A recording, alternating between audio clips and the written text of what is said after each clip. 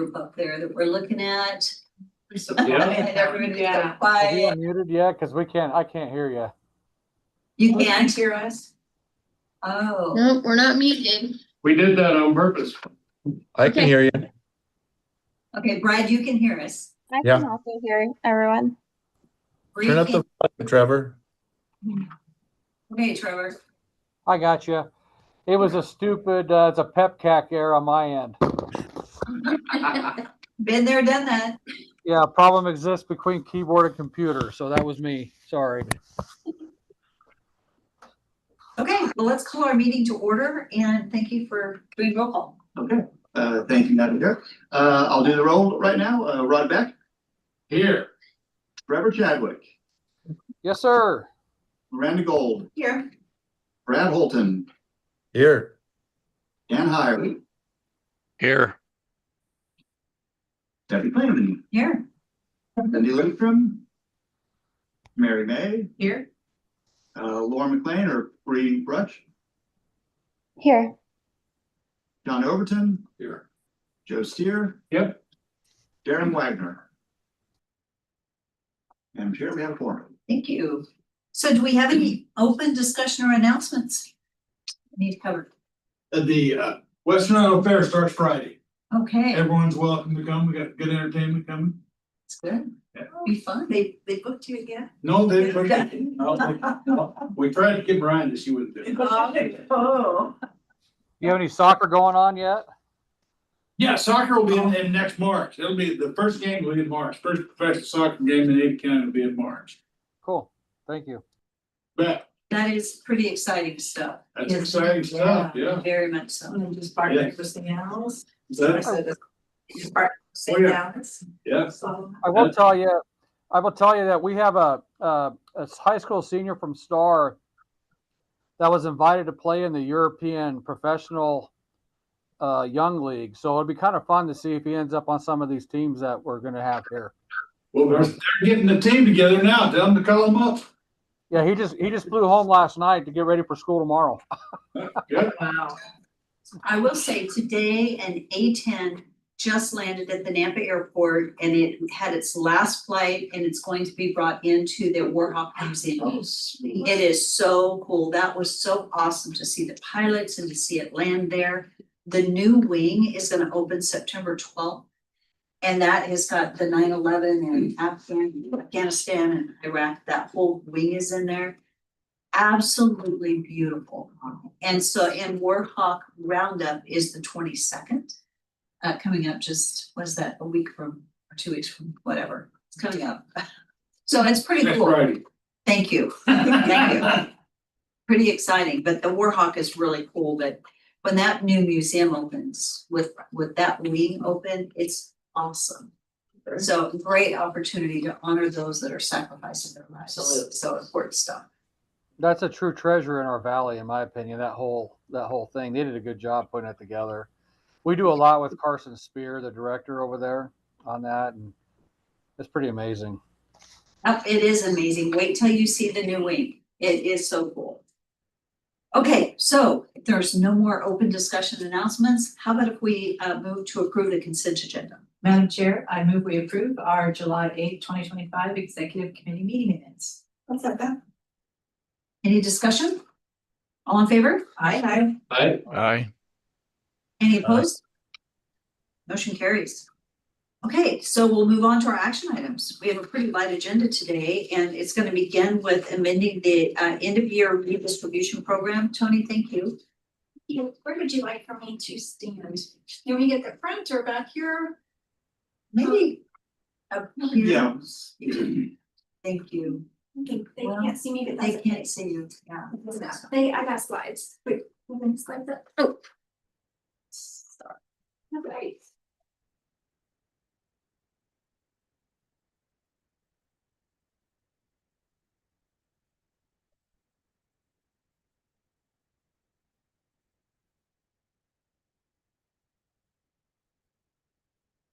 Here we go.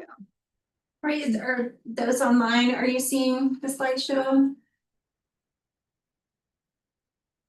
I hope, yes, did that work? Oh, yes, Trevor. Okay, very good. All right, Madam Chair, members of the committee, thank you. Today, we're talking about some revisions to the end of year redistribution priority list as recommended by the Regional Transportation Advisory Committee on August 6th. As we end, supposed to stay there. As we ended the end of the federal fiscal year, we want to make sure that we have a plan to spend all of the fiscal year 2025 money and as well as any additional funds that come in. Originally, we didn't think we would be getting any additional funds. Now we think, especially in the urban area in Boise, that we will be. So we definitely want to have that plan ready to go.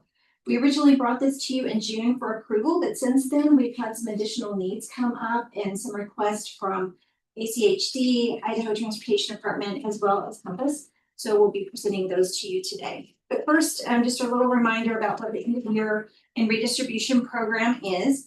The Idaho Transportation Department sweeps or takes funds that aren't obligated starting in July. And that way we can make sure to obligate all the funds available in that year. So as funds are swept, they're redistributed to other projects that are ready to go. And then in August, that same thing happens on a national level. The Federal Highway Administration takes those monies from other states and redistributes those to the states that are able to obligate immediately. So both of these programs occur at the very end of the fiscal year. So we have to make sure that these projects are ready to go. That means all the paperwork, the deposits, all those things are ready upon notification. So we've been working very closely with our member agencies on this list just to make sure that we can obligate as soon as we are notified. We program to 100% of the allocation that we think we'll get. And then typically Congress will limit us. And this year, most programs were limited to about 66%. So we do think we will get up to at least 100%. And we expect a little bit more coming in, especially in the Boise urban area. So all of our recommendations are based on Board Policy 2024-03, which gives that direction on balancing and includes specific criteria for the end of year redistribution program. The first priority is to bring the ability to use 100% of the allocation of funding, and then we move into cost overruns in the programs that we manage or administer. That's the Surface Transportation Block Grant, Transportation Alternative Program, and the Carbon Reduction Program. And then those have sub priorities based on the construction or right of way. That the order of those keeps projects moving, makes construction always the priority. If it's design or right of way, we have a little bit more time to work on those. So those are a little bit lower priority. And then lastly, to cover cost overruns on projects that are funded with programs that are eligible for these types of funding, but not currently in those programs. So those still are eligible, but they would come in under priority of projects that are already within those programs. Again, by those same priority orders of construction, right-of-way design and planning. So these are the proposed priorities. We have another page on this for the Boise urban area. And what you're looking at here is anything in blue text has changed from the original version that you passed. And if it's got an asterisk or it's in italics, those are the late comers to this program. And then you have the criteria in the icons there on the side and explained at the bottom. So in the Boise area, number 3 and number 4 on the list are new requests from ACHD. These are recommended in the order based on where the projects are. And just to give you a little bit of background on this, number 2 through 5 are all construction projects. Number 2 is already under contract, and it was some part of the scope that wasn't able to be done with the original budget, and so we're adding that back in, so it's already under contract. Number 3 was a high bid. Number 4 is a project that was already obligated, but they were wrapping up the right of way, and so it sat for just a little while, and so it's adjusted for inflation and the time that it took to get to the bid. And the last one on there is for a project that is ready to be bid, but it hasn't been yet. So that one's coming up for obligation soon. And the rest of the new projects, number 9 has a cost increase to get the project to final design. Number 10 is a cost increase in planning to cover technical work on the long range planning activities and also fund some local projects. We're anticipating adding a couple of new project development program projects that have come in. Number 11 was originally expected to be able to advance from 2026 to 2025. It's not quite ready, so we're recommending that be removed from the list at this time. It still has money in 26, so it'll still be funded, just not early. And then the new number 11 is an ITD project that is in Ada County. All of our guidance and rules, but it includes advanced construct. So that's when a project has funding over 2 years. So this offsets some of that secondary funding in 2026. So it helps get it funded up. What we anticipate, if all these funds come in the way that we expect that they will, we will be able to fund all the way through number 10. And then number 11 would be funded at about 1.4 million. So most of these get funded. That design project for ACHD will remain on the list for any balancing actions that we have in the future. So in the Nampa area, we don't have any changes here. We do expect that number 1 will end up funded. That was already in the program. It had some additional funds that weren't able to be obligated. Therefore next year anyway. So we held them waiting for redistribution. We don't expect that 2 through 4 will be funded this year. There were other needs that ended up a higher priority across the state. So unfortunately, we don't expect these will end up getting funded. So I will stop here for any questions. Madam Chair. Yes, I just had a question. Thank you very much for the update. Number 13, the access to opportunity, Boise Garden City and Mount Needed, the 1.2. How much was that grant The grant that they got was, that they, it was about 6.3 it was million, a big one. right? It's mainly under that raise competitive grant, you're right, and so we got it. We got some of the bundles all the way through to final design. We stuck the last 2 bundles. Thank you. Yes, ma'am. Are there any other questions? No? If there are not, I would stand for a motion to approve the amendments. Madam Chair. Yes. I'll make a motion to approve the amendment. Second. It's been moved and seconded to approve the amendments as recommended. Any further discussion? Yeah. All in favor? Aye. Aye. Any opposed? Friendly. No opposed. Thank you very much. Thank you. Okay, so that's it for our action items, but we do have an information discussion item, and Craig, I think you're gonna lead us in that. Yes, I am. Thank you, Madam Chair. Most of you, I've met, I think, with most of you to talk about potential 2026 legislative strategies and position statements. So I'm just going to spend a little bit of time walking through what I've heard, what that translates to in potential strategy, and then a couple of specifics about legislative positions or goals that we might want to set for this coming year. And I'm going to apologize first. Tony's presentation was gorgeous with pictures and all of that, and mine is just a bunch of words on paper because I was having meetings up until yesterday afternoon to try to gather information to then turn it around into what you're going to see today. So some of the highlights from these meetings, obviously, there's an overall, everyone that I talked about just general transportation related revenue needs, shortages of one form or another. There was quite a bit of discussion about what we maybe characterize as growth related government finance and fiscal sustainability. Most of that relates really to either directly or knock-on effects from HB 389. There's an interest in understanding the sort of the statewide distribution of revenue and parity around that, and ensuring that our region is getting what you might call our share, our appropriate share of that. A number of you noted, of course, that Compass has sort of unique position or opportunity for engagement and presence at the state level. There's an idea for seeking incremental and specific rather than broad sweeping changes. An interest in not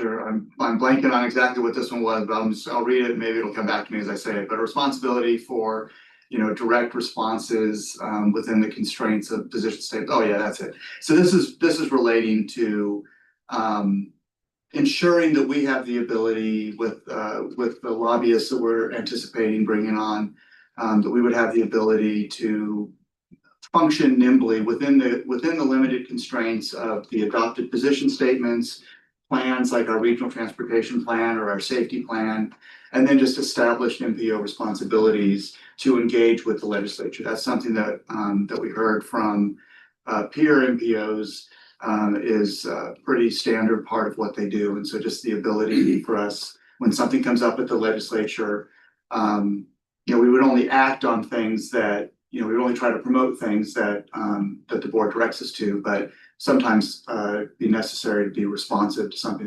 that's coming up at the legislature as soon as it comes up and start engaging on it pretty rapidly. And then start having, without a plan to move any of these forward, but start having bigger discussions for future topics. And those really need to evolve to know exactly what they might be, but long-term, big picture things about revenue generation, things like that would be helpful theoretically to the whole region. So the emerging strategy that kind of derives from this, as I just noted, we are now anticipating hiring a government affairs consultant, essentially a lobbyist, to work at the state level, and then related to that, maybe the same entity or firm, but related to that, just someone who can help us open doors at the federal level as well, but not really focus at the federal level. It'd be much more focused on state and regional interests. Adding or starting a new idea here for a regional legislative summit, something that Compass sponsors, invite the entire legislative delegation from the region to participate in this discussion of Compass's proposals, position statements, initiatives that the Compass board would like to see move forward, so that we can hopefully get our delegation on board with some of these ideas. And I'll share these slides. I'll send these out as soon as the presentation's done, or as soon as the meeting's over. That one would happen before the legislature convenes, so it would be probably November, December timeframe. The timeframe that we're on right now, the pace that we're at, the goal would be to have our board take action on the position statements and the strategy at their October meeting, so that then we would have already started working on this, and then we would implement and have everything in place to talk about with the delegation what Compass's objectives are for the year. And then also restarting legislative reception that we used to do early in the session, inviting all members of the House and Senate to come and hear about Compass's transportation priorities for the region. The real purpose of that, particularly this time around, would be to get our foot in the door, start establishing us as a resource that can provide useful analysis and information to help the legislature.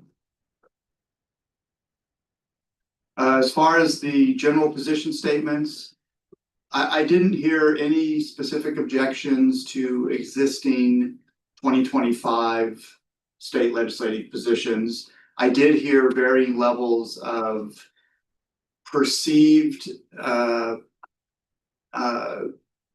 successful implementation likelihoodness, or something to call it that. I'm not sure exactly but like, okay, keep it in, but we don't really expect anything to happen on this position this time around, but we keep it in.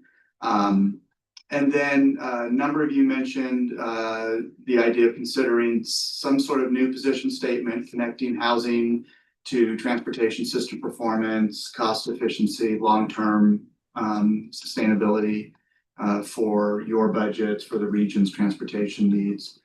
And then, like I noted, this idea of focusing on incremental implementation That wouldn't necessarily change in the actual position statements, because the way that those are written now, they're fairly broad.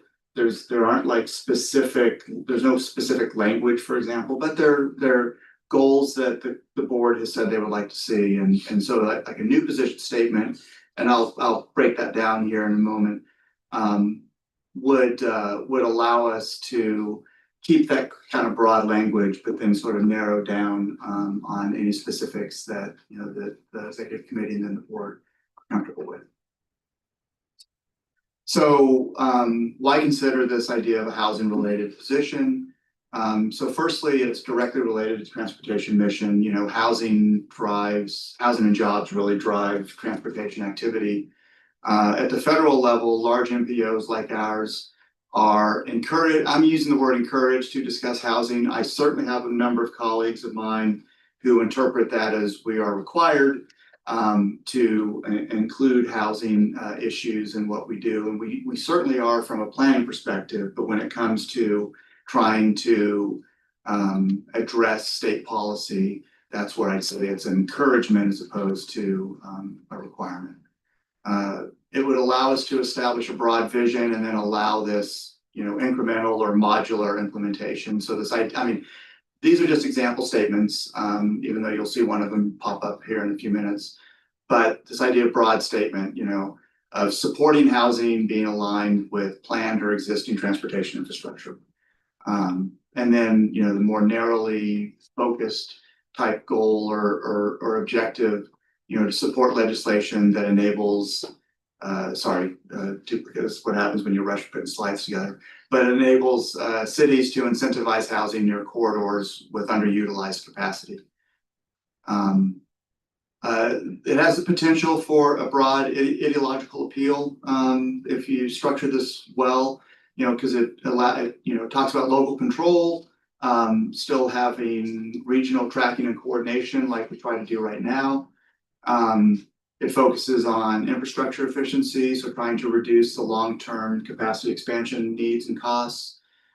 Generally, you know, most housing policy these days supports a market-based solution, variety of market-based solutions, really, including streamlining, zoning reforms, things like that. Pretty big toolbox that is available to local governments. But it doesn't, you know, we're not talking in any way about having Compass really have any kind of say or role in actual, you know, like land use authority.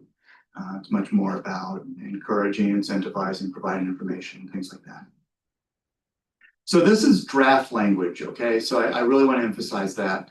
But I put it together based on conversations with staff, feedback from what I was hearing from each of you, and sort of noting what MPOs around the country are doing relating to housing. So there's 3 elements to it. It actually is intended as one paragraph, but each sentence I broke out separately. So I'll just read through them and then we can pause to maybe get some feedback as a group. We can't take any vote or anything on it, but I do want to just start getting some feedback, and just also note that you can also reach out directly to me to provide feedback as I try to synthesize it, so that we can prepare an effective preview of any potential changes in the overall strategy to the board for next week. So first sentence, Compass supports state policies that enhance regional and local efforts to align housing availability with transportation investments and infrastructure planning. And then policies that promote a range of options, particularly in areas with existing or planned transportation infrastructure, can help improve regional mobility, economic opportunity, and infrastructure efficiency. And then Compass encourages legislation that supports local flexibility, market-driven solutions, and voluntary tools to improve housing outcomes that are coordinated with transportation systems. And I can pause and would invite any, at this point, discussion. Madam Chair. Thank you. Good work, either, yes. Yeah, I've got a couple of questions. Like, well, when were you planning on the summit, so to speak, the Compass Summit? When? We call it November, December. Sometime along in there. Yeah, so, you know, after we've had time for our board for the full board to take a final action on the policies or the position statements and the strategy. But before the legislature goes into session, so that the delegation has a chance to hear everything, provide feedback.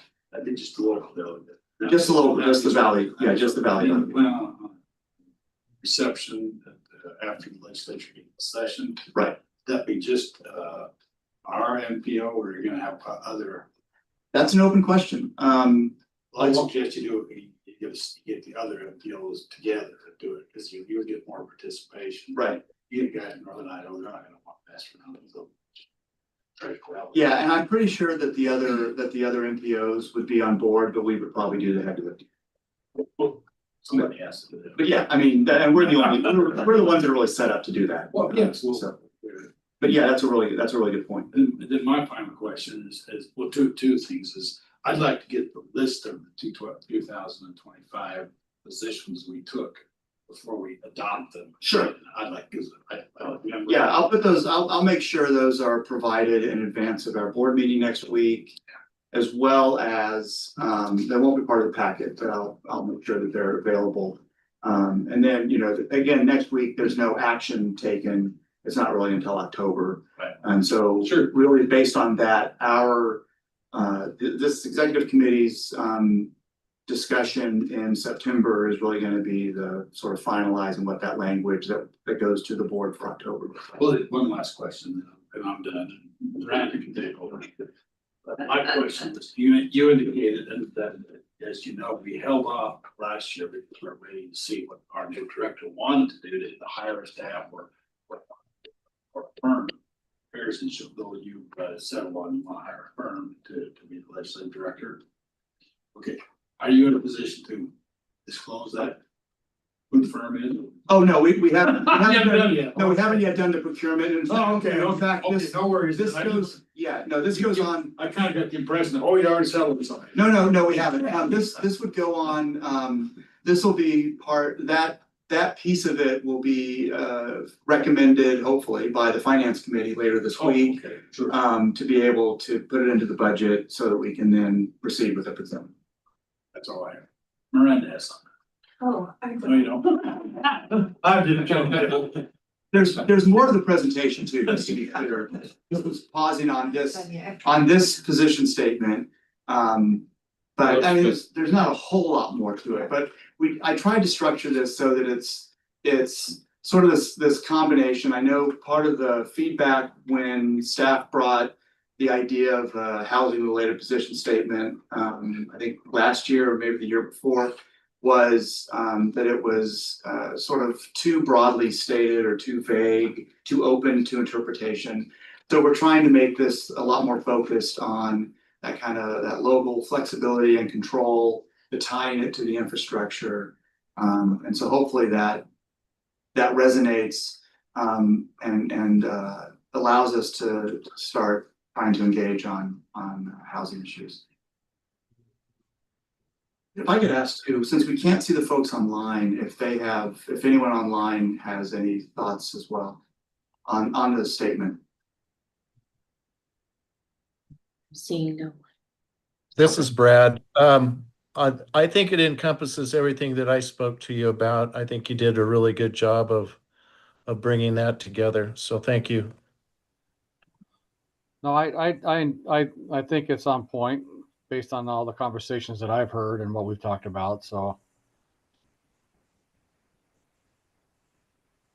Thank you.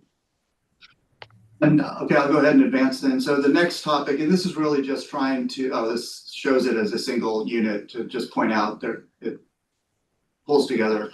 So then the next topic then, the next thing just to cover is the idea of these sort of incremental proposals.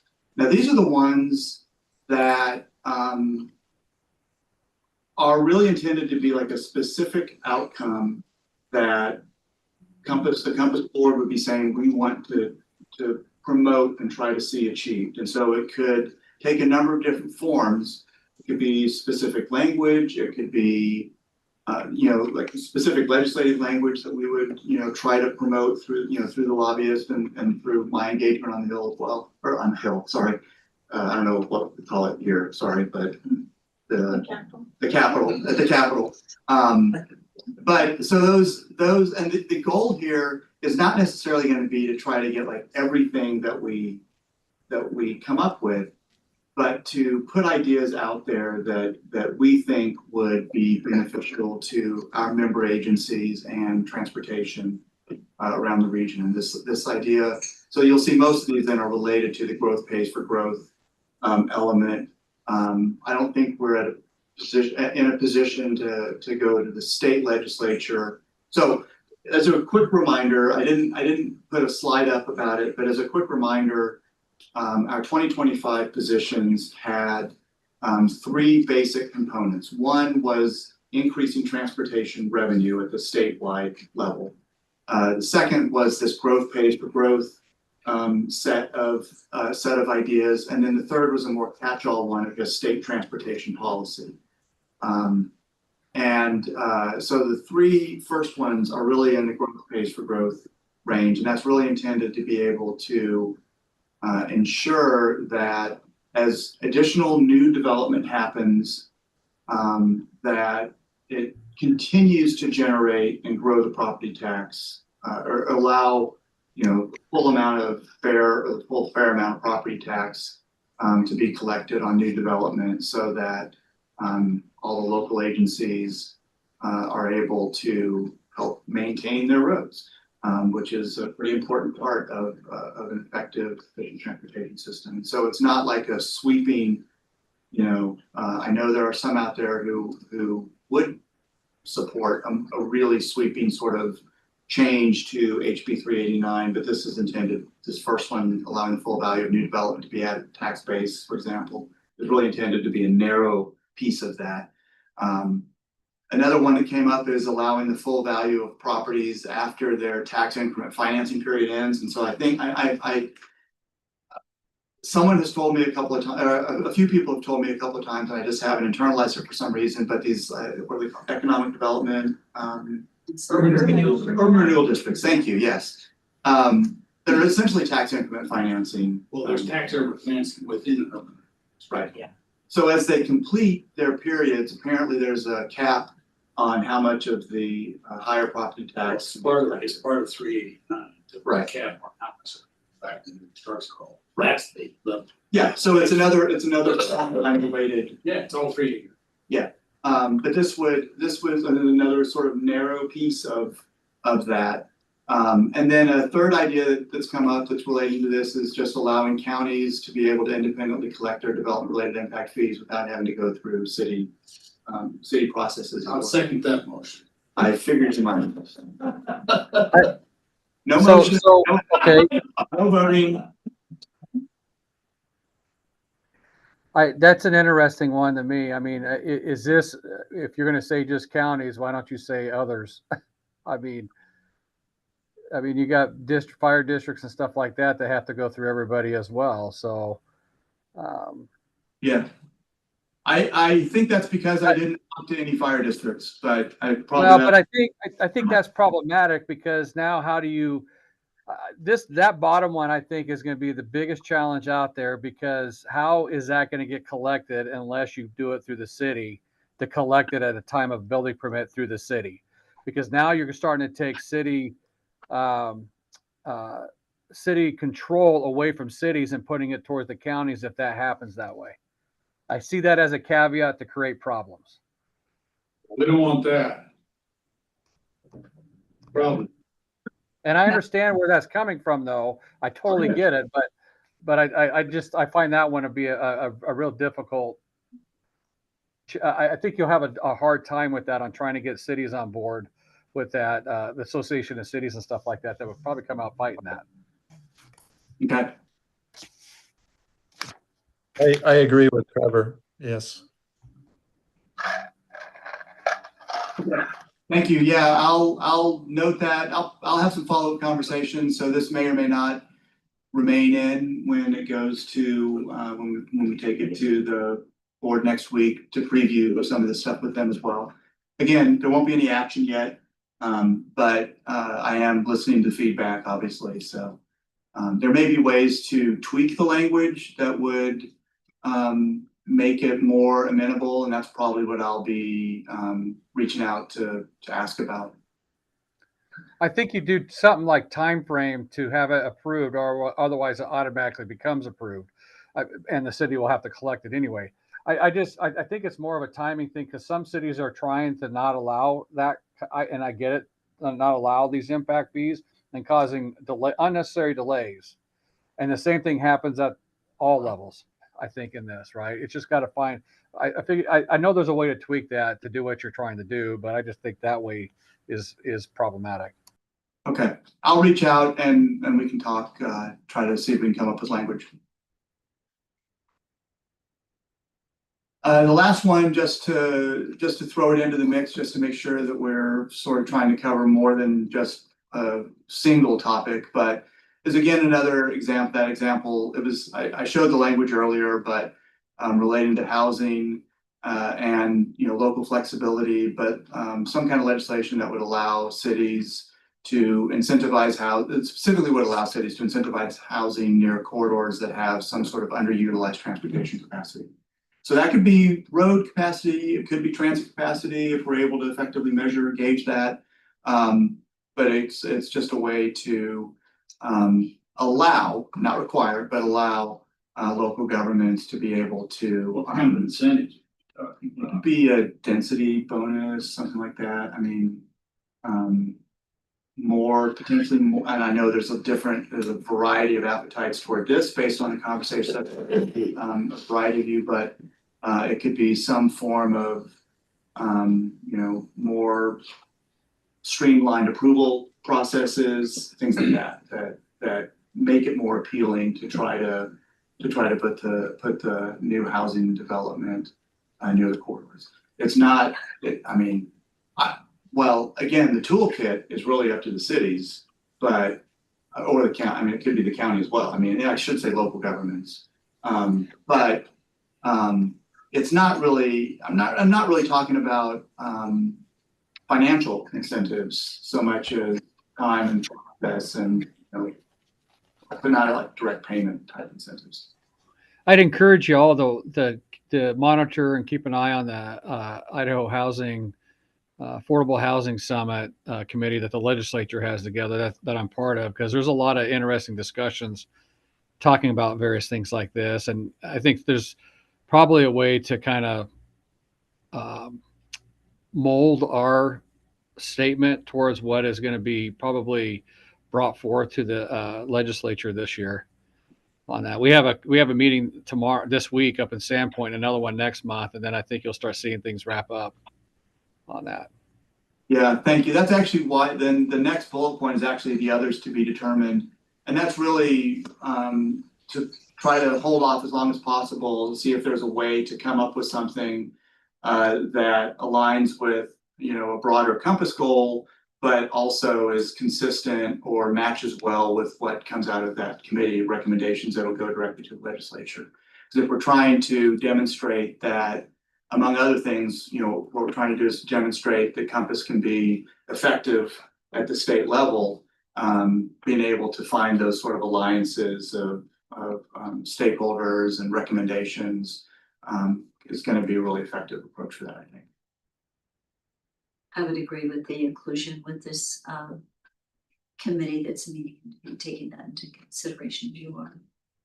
Just one other thought that came to my mind is that the Association of Idaho Cities has their December meeting, legislative meeting is coming up. And so thinking about, isn't that near the taxpayers conference? What is the taxpayers conference? You should know this. I can't read. It's in December also, the ATI. Yeah. Yeah, and First week in December.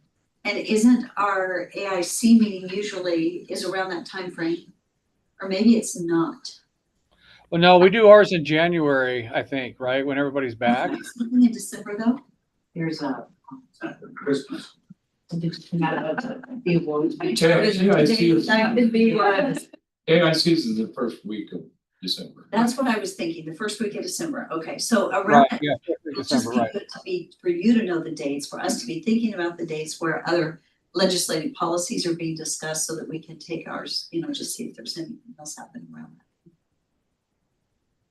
And I guess it would be our job then to communicate back to you so that you have an idea of what's coming from these other places. Well, the Association of Counties meets in September, policy, it's the annual meeting, that's when policies are established for legislature. Well, I think probably even discussions with Kelly Packer with AIC and then Seth with counties. I think that would be very useful, so. Sure. Okay, yeah, We can make that connection happen. yeah, those will be very helpful. I definitely want to try to start, developing those good relationships with them as well. There's so much alignment, that, we can build off of, and then we can provide information and support to them as well. So, That does make for a more effective organization. Sort of. right. Yeah, I appreciate all that feedback. That's actually, that's all the presentation I have. So like I said, this was informational and intended for discussion. So I really appreciate all the feedback. And if any of you have any other thoughts, something you didn't want to say in front of everyone else, that's all fine too. Feel free to reach out directly to me, and I'll work it in. We will be having another similar discussion at the board level. I doubt there'll be quite as much engagement with the full board, but there'll be that opportunity for them to provide feedback as well. And my plan would be to share this information out and have it be so that, much of the same language, they can see it in advance. But like I said, there will be no action at the September or at the August meeting. Any questions? Okay. Thank you. Thanks. I think the only other thing on the agenda is the status report that's in your packet, and our next meeting is September 24th. And with that, I don't have anything else. So meeting adjourned. Very good. Good. Thank you. Thank you. Thank you. Thank you for your work on this. Bye, everyone. Yeah, very nice. Thank you. All right. Thank you. Yeah, Yeah, that's the. Bye. Yeah.